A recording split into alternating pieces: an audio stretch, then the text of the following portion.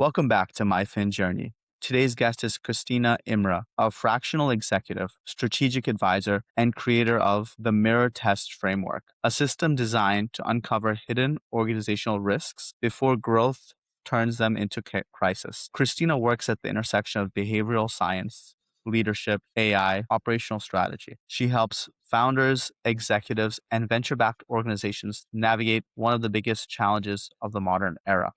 How do you scale technology without breaking the people behind it? With a medical background and over 2 decades of experience applying behavioral science to high stakes environments, Christina focuses on identifying what she calls people debt, the hidden cost of unresolved leadership friction, poor communication, and organizational misalignment that compounds as companies grow. Today, we're going to explore leadership, AI, decision making, founder psychology, and why some companies fail despite having great products and great technology. Christina, welcome to MyFinJourney. Very nice to be here, Mustafa. Looking forward to seeing what direction we are going today. Me too. Me too. So, Christina, when I sat down, when I looked at your background, it was quite impressive. And what I wanted to understand from your perspective is how did you end up where you are today? Yeah, I saw a couple of your podcasts in the back, and I saw that you are focused on the personal journey, which is very interesting and nice. I will resume it as shortly as I can, as polymath with the background that it's pretty hard to comprehend in a couple of words and not sound like a crazy person. I would say that my fascination came around human nature and behavior very early on, just because of my childhood and my background, where I needed to be very alert.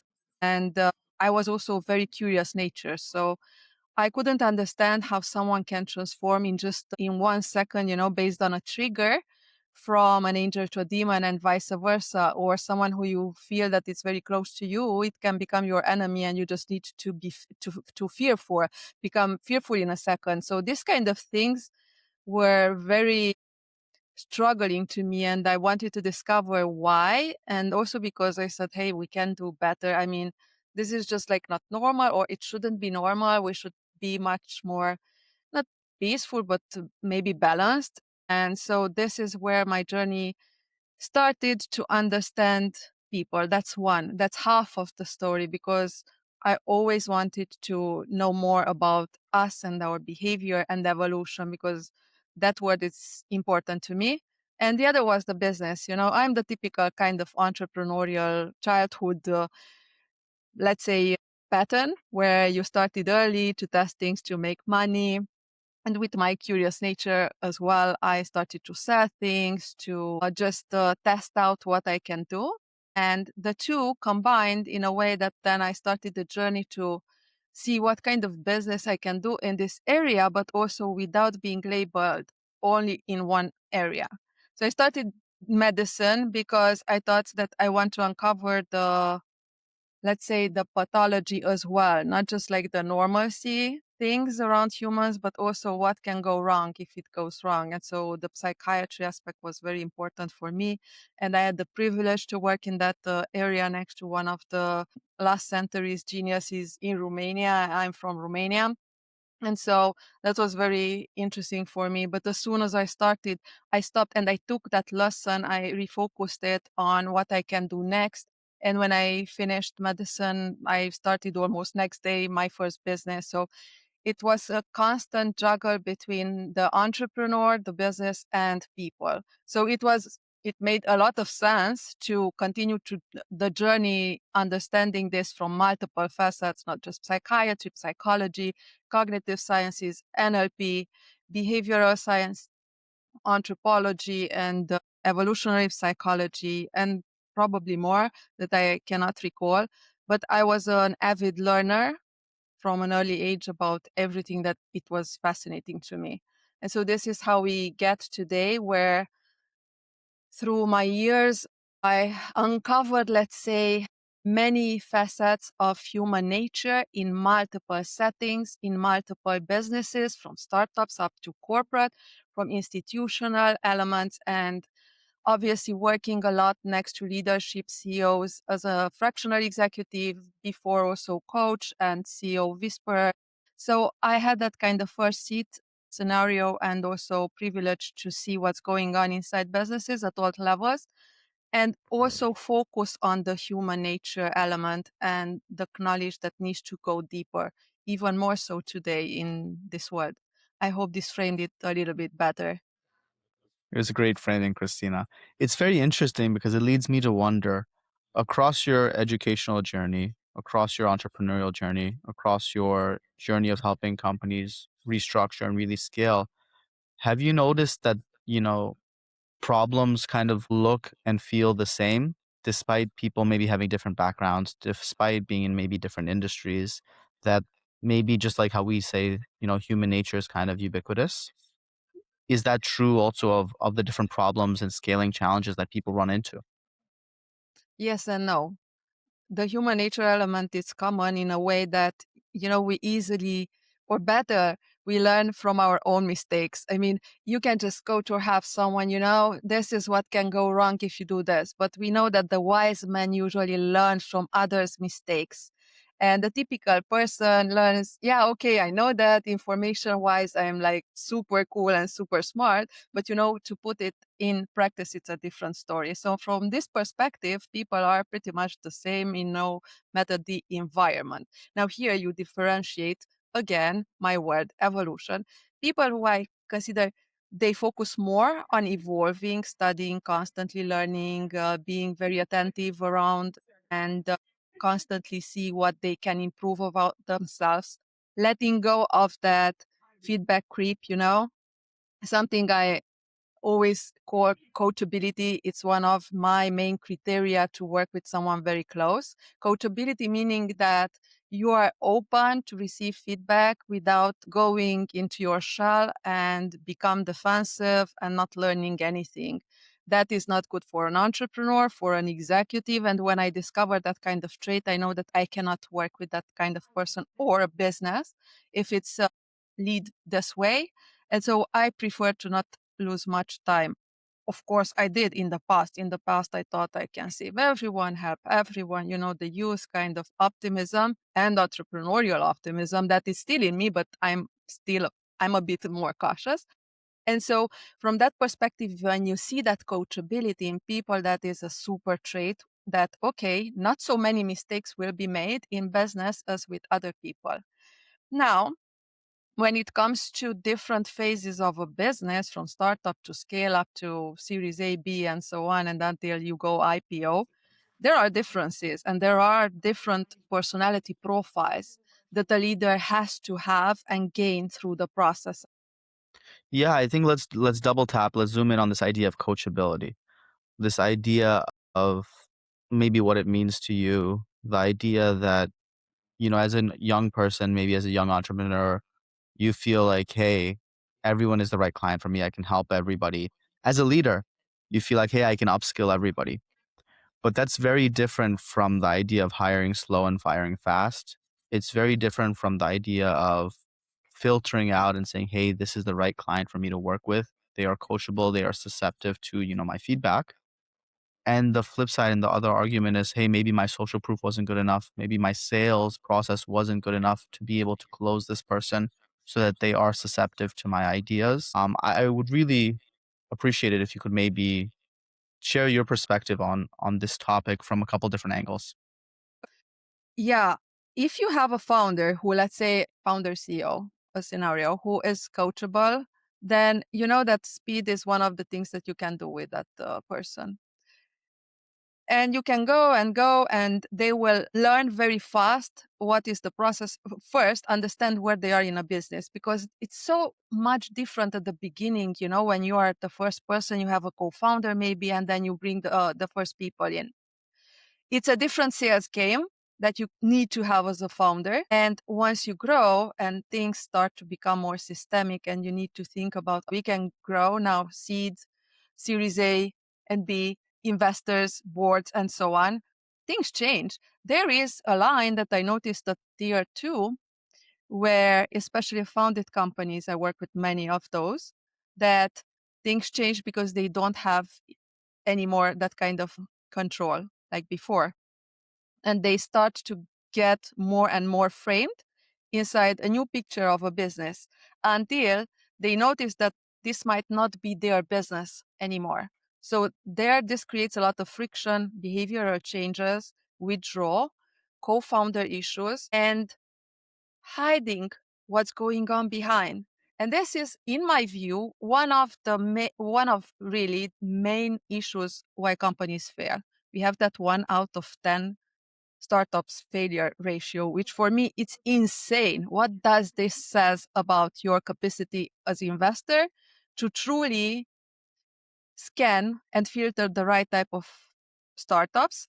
And what does it says about the future business if you have this statistic? So I worked a lot in this spectrum, including with VCs and my own lab statistics and tests. I consider that if, besides the business and the money, you keep the founders very close through the different stages of maturity and you prepare them and you caught them before they start to go downhill, you can bring this 1 out of 10 up to at least 5 out of 10.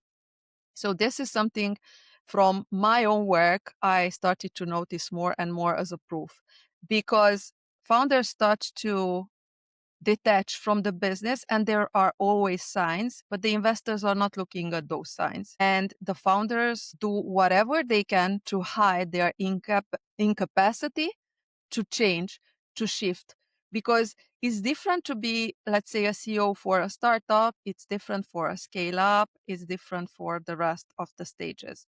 And some founders are prepared for that. They can learn fast. They are coachable and it goes naturally. But for some, and we can see it today in very big AI companies where the CEO is obviously not prepared to run the huge company that it's now there. It was good in the startup phase, it was good in the scale up phase, but afterwards it was not good enough. But they are kept because of their name, reputation, and because this keeps the company very much in the headlines. But if you don't notice that, then very soon that company will just like fail because the problems pile up, and not just like behaviorally, but those, bless you, also translated into all kinds of misbehaviors that are also seen in financials, in people frictions. I mean, I can talk about this, and this is one of my specialties because when I entered in a company and I was called most of the time for problems that are not even clear. Hey, we have an issue, please find us. So the forensic insights were something that I was called in for problems that were or impossible to solve or unseen. And most of the time it was a people problem. And it was easy for me to look because I knew that that is there. If the financials are okay, if the growth stage is okay-ish, if nothing seems out of the ordinary, but the company is struggling, then obviously it's a people problem. And for sure, 99% it's a people problem. And those need to be solved first. Now, how many companies are doing that? Because they are just looking at the P&L and what's next in the growth stage, and let's do more money, let's hustle. And the people friction elements, which brings down performance absolutely crazy, like 50-60% even in a couple of years if you don't focus on that aspect, and can just draw the company until that company it's under the survival option mode, you know? And so you have to identify, and there are signs. Even my mirror test framework is one of the options that you can make. But just by observation alone, you will see the signs when the executives, mostly co-founders, CEO, CTO, and so on, they start to shift. You can see those things. And they last for a long time before the company truly suffers. But unfortunately, they go undetected because there is not a framework. Okay, my framework exists and maybe other similar ones. But if you don't consciously and actively put that next to the financials and the business growth structures and importance, then you will miss those. And we see the statistics in startups and even early businesses. So this fundamentally what you mean when you talk about this people debt. Yes, it's part of it. because it includes, for example, if we talk about the mirror test framework that finally I developed after so many years where it didn't have a name, it's a proprietary diagnostic framework that actually bridges the gap between the behavioral science and the high stakes operation. And that people depth that it's constantly there and it just piles up through the years. And it's also what I created is the access to the hidden truth, to some patterns you need to diagnose of the organization before the truth manifests itself and as a financial or operational signal. And that is the first step before those signals. Usually we notice when a company just fails or has big struggles. But those through the people depth, and if we see what is scored there, you can detect between what a person says and what it does, how it was before, how it's now. So if we are talking financial, because you are a financial channel and you're talking about the finances, you can translate the mirror test also here in business, but on personal as well. So one of the first steps would be to identify that kind of optimistic hope, about what you think about your financial literacy and how you actually act in your real life. This is exactly what my framework decides at step one. Let's see what is the discrepancy between what you think as a leader and what is the gap between your performance and what you think you're doing right and what you actually do in behavior. And if we go then long term, how one path is manifesting in a couple of years and how the other path is manifesting. I love that, Christina, because you can see the clear parallels in human psychology and how it shows up maybe for a leader trying to run the company and for an individual trying to manage his own books and make, personal financial decisions. For you, Christina, you alluded to the background in Romania. I want to understand from your perspective how AI has maybe changed the business landscape, whether that's in the US, internationally. Help us understand, what you've been seeing in the industry. I can talk globally because my work is globally. I'm not connected too much to the landscape here. Physically, I'm based here, but other than that, I travel a lot and I started in the US, especially around the AI, connected with multiple startups. And then I advised and I worked inside multiple AI startups from the US. And I also advised, let's say, a portfolio of companies in AI, but they are not based in the US. It will be scaling there. They are from Europe just because Europe takes some, let's say, more sane measures in the AI landscape. Things changed a lot. I had multiple talks in the AI during the last year because if at the beginning, the positive entrepreneur of me, deep tech AI, who co-founded such companies and also worked inside many, I said, wow, AI, it's awesome, unbelievable. And one of the amazing brains in AI that I work with, like the researcher type of brains in AI who do this for decades, who were in the AI space when it was spectrum, when it was not cool, they shared the same type of thing. And I was working with them. They said, oh, AI, it's awesome. And they worked inside the AI. And around 2 years, I think now it's even more, they started to get scared and to shift their language and their story. And then from them, I learned again that, hey, the direction we are going, it's not exactly as clean and as optimistic as I thought. We don't have the safeguards, and AI starts to go rogue more and more and more, and we cannot control it, and we cannot know what's going on in what direction we are going. And now, as we are speaking, so I worked at the beginning with many AI companies that are putting AI, like just putting them out on the market, then audit the AI tools that a company could create. So that was the second stage.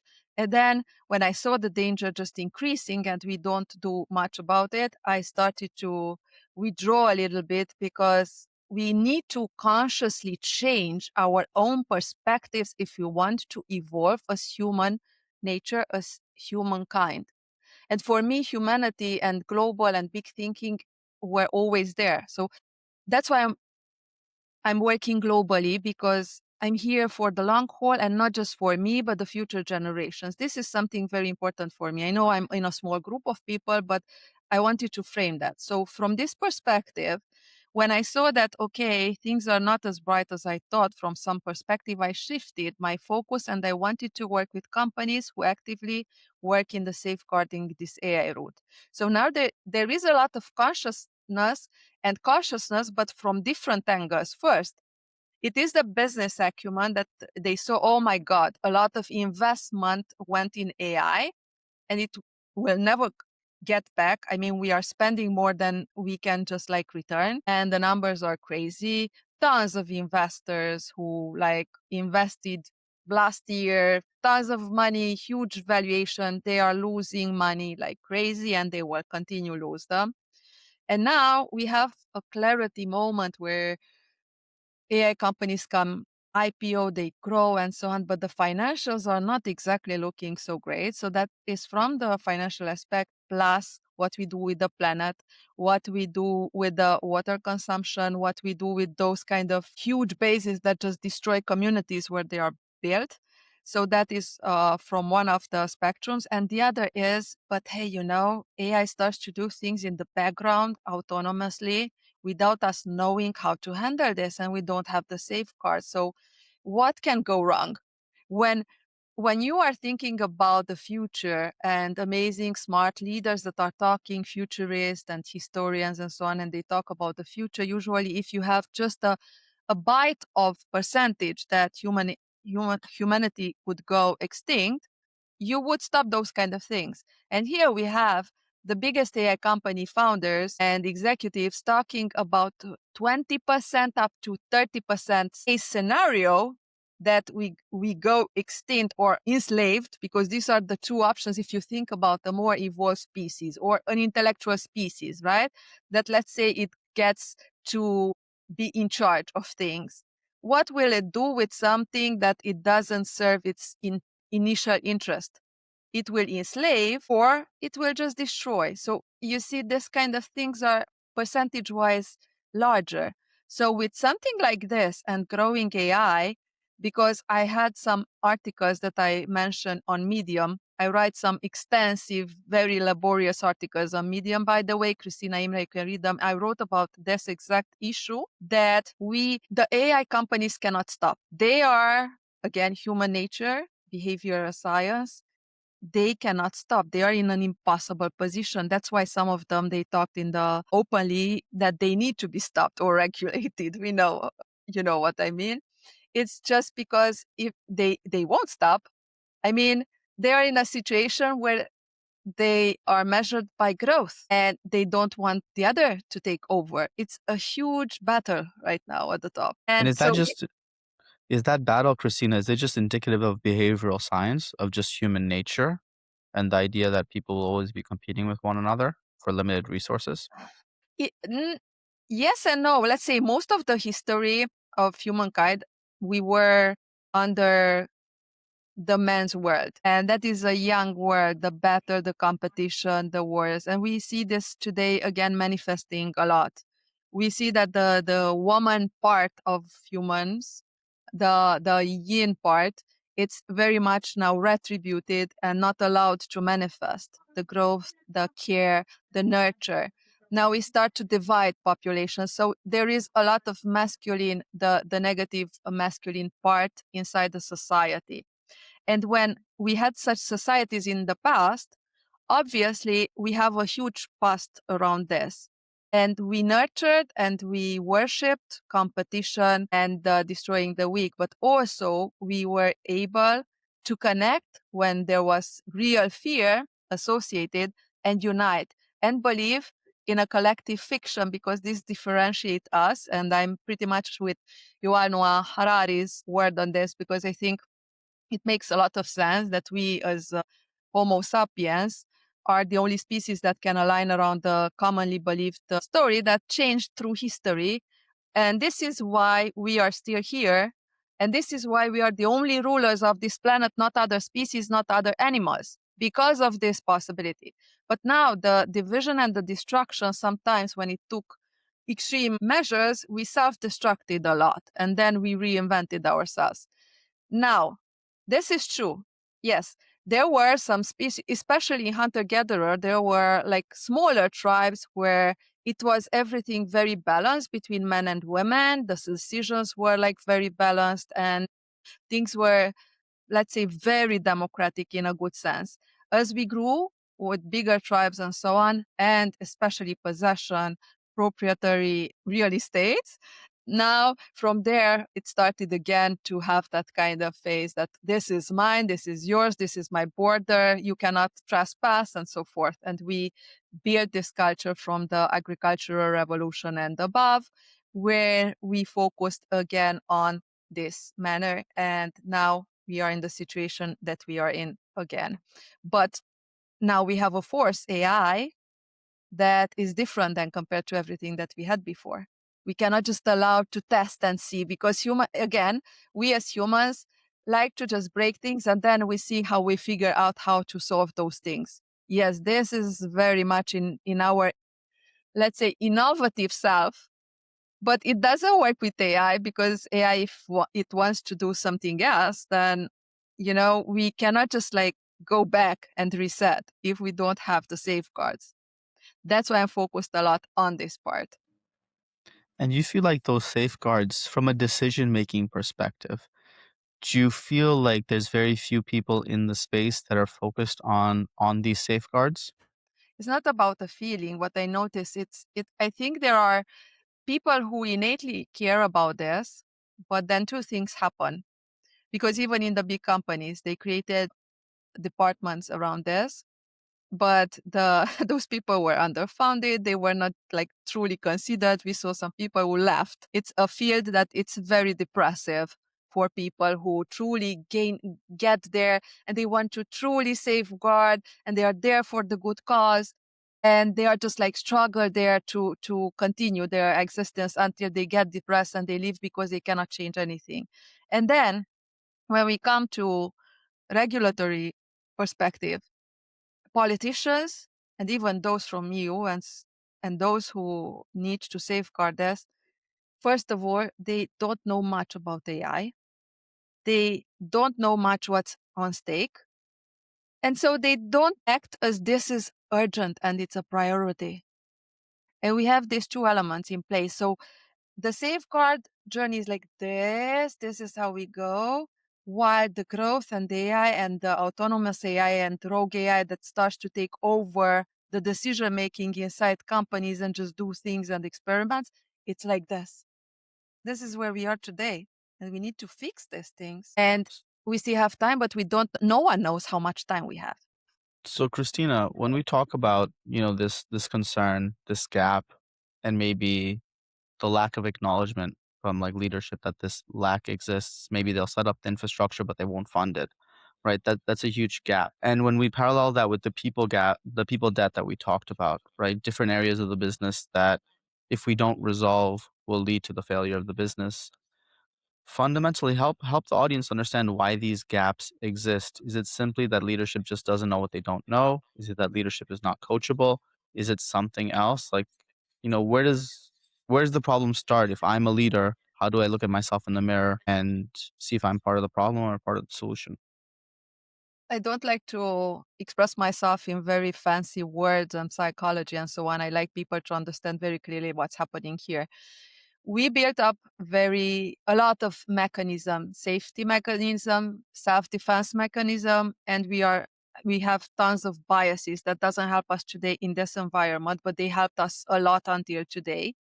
In a way that if I see that something is super wrong in my surrounding and I have to do something about it. But if I do something about it, I will be the only one and I will be like marginalized and I will lose my prestige, my privilege, my money. And maybe I just look away and pretend.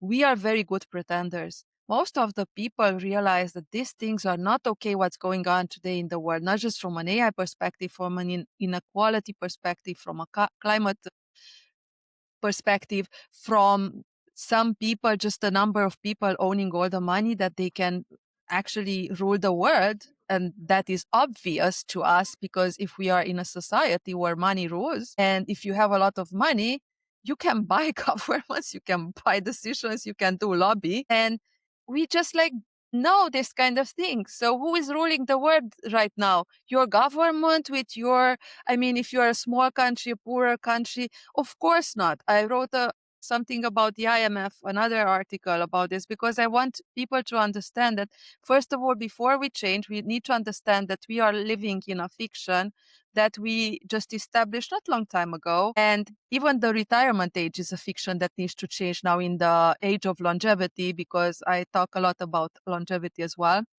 So getting back here, it's the IMF structure is not built to truly help those communities and those countries. And I lay out all the details how it functions, what's there, what's going on, and this is how our world now is structured. But it's just for a while, because obviously, when you get into power, you have money. You start to think about yourself, right? Like a king, like an empire, and you want more and more, and you can get delusional. That's why in some leadership seats, people shouldn't be allowed more than X number of years, because they start to become not just like to believe they are invincible and like superhuman, but also because they start to get around them soundboards that just like tell them what they want to hear. And if you don't hear the opposite, right, coachability, to hear the feedback, the opposite side of yours, you truly become a delusional person. I saw that. I can confirm that. Your mental acuity and structure and personality will shift and will change. And even if you had an amazing childhood, or you were an amazing person, not eventually, through this mechanism, your mental health, let's say, can be like shifted completely. And so people get it. Okay, we are in a crazy world. We are divided, but I don't know what I can do about it. And because of the enormosity of the problem, they just like shift, they pretend they don't see, and they are also afraid to do something because they can see the repercussion of some actions. But I would like to see here and state the good thing that everything can be shifted. If a number of qualified people in a domain where you want to do the shift, you don't have to have a higher number, but enough. What is enough? We can debate that, but let's say a qualified number of people with some reputation in a domain, they start to say the same different story about something, then the collective mind can start to shift, especially in a connected world with social media and news. But again, if you control the news, you don't control the social media. We can see influences, we can see shifts around the globe, around the good causes as well. I think with more orchestration and with the right type of messaging, we can shift the stories. So it's not yet late for us. Been a very interesting conversation, Christine. I really enjoyed it throughout. I feel like a lot of it circles down to that behavioral science, how people think, and ultimately, it feels like the picture that you're painting for us is that success without a bit of humility and a bit of introspection can lead to the feeling that you'll always be successful. And it can lead to that feeling of maybe perhaps arrogance. And part of what you do now is to really reframe the way people think, really help those people who are looking to aggressively grow. But ultimately, that really comes down to their own coachability, whether they're able to actually take that feedback, listen, and leverage the tools and the skills that you're providing. Would that be a fair assessment? Yes. And also, it's hard to translate what I want to say right now, because usually it's easy for us to just believe in a good future and what's there, but we don't attach ourselves emotionally with that future. And this is where I am a little bit different from, because I truly attach myself with the pain of a young person or a child or someone who's not born, with the future. What do we provide for those people? And for me, this is enough, not just as a mother, because I had this even before being a mother, you know?